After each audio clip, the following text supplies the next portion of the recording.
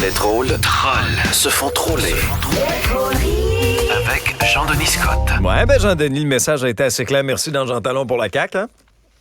Au départ, Legault pensait peut-être que le Parti québécois se ferait botter le PQ, mais finalement, c'est lui qui a reçu une CAQ en pleine face.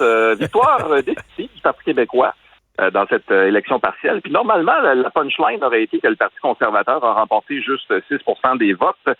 Mais finalement, c'est un peu la réaction de François Legault qui a admis que l'élimination du troisième lien autoroutier a probablement fait mal à la CAQ. Et donc, après l'avoir promis, puis changer de direction, puis là, ils rechangent leur direction. Il fait le plus gros contrôle Z de l'histoire ever en ramenant ce troisième lien-là sur la table. J'ai un peu l'impression d'être dans une partie de Uno et puis de toujours me faire lancer. Tu sais, les maudites cartes changent de bord. Finalement, c'est toujours fâchant. Alors finalement, retour dans l'actualité de ce troisième lien autoroutier. C'était la deuxième... en fait, je dirais que c'est le deuxième plus grand retour de la semaine après celui de Serge Thériault dans La Petite Vie. L'émission la mieux cachée de la télé, because tout.tv extra. D'ailleurs, s'il pouvait, je pense que François Legault aimerait emprunter un appareil qu'on a vu dans le film Men in Black, se présenter devant la population et de dire ceci. Ceci est un neurolaser. Ce petit œil rouge isole les impulsions électromagnétiques du cerveau et plus précisément celles de la mémoire. Qu'est-ce que c'est que ces conneries? Excellente question. Et vous y trouverez la réponse en regardant ici.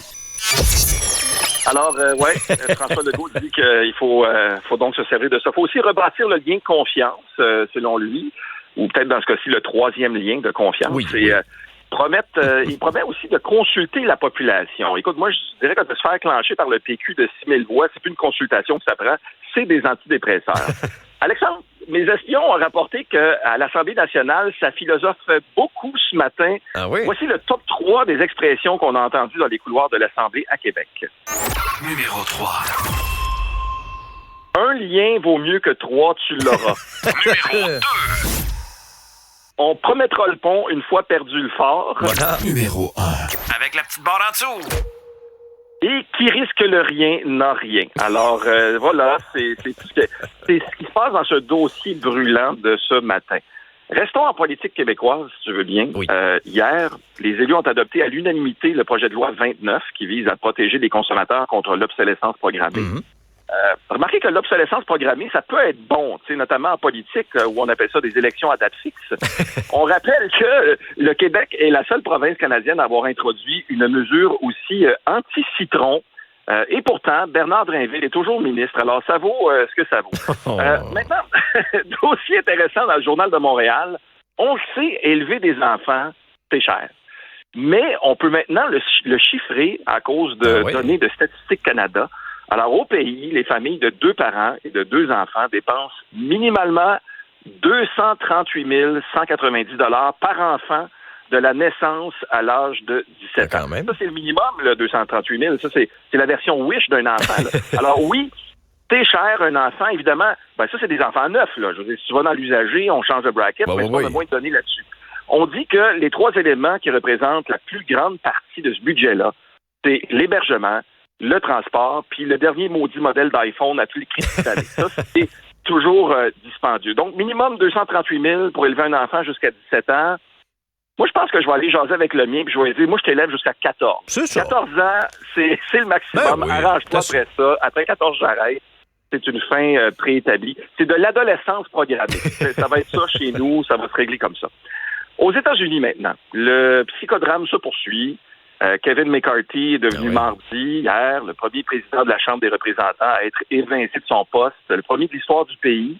Tout ça à cause de Matt Gaetz, de la droite plus radicale, qui l'a chassé de là. On pensait que McCarthy serait sauvé in extremis, mais finalement, il a été chassé in extremis.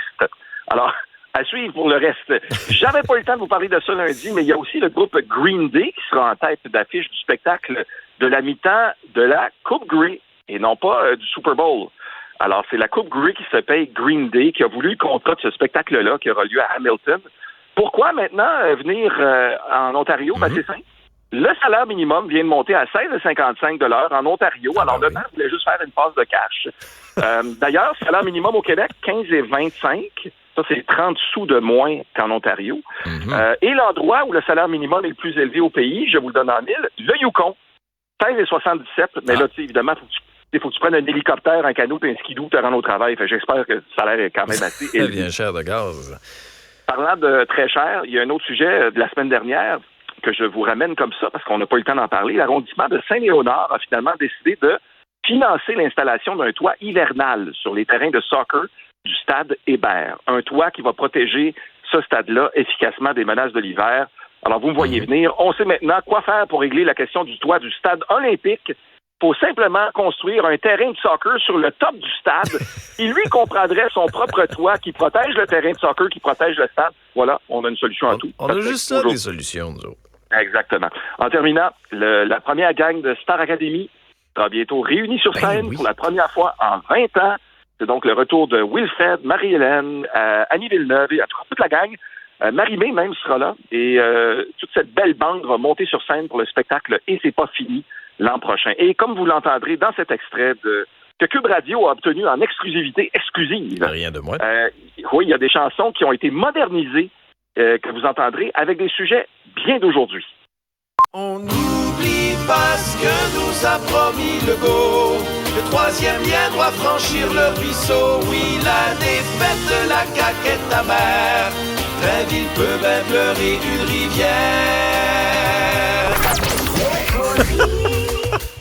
C'est très bon, ça. Merci, Jean-Denis. Ciao. Bye.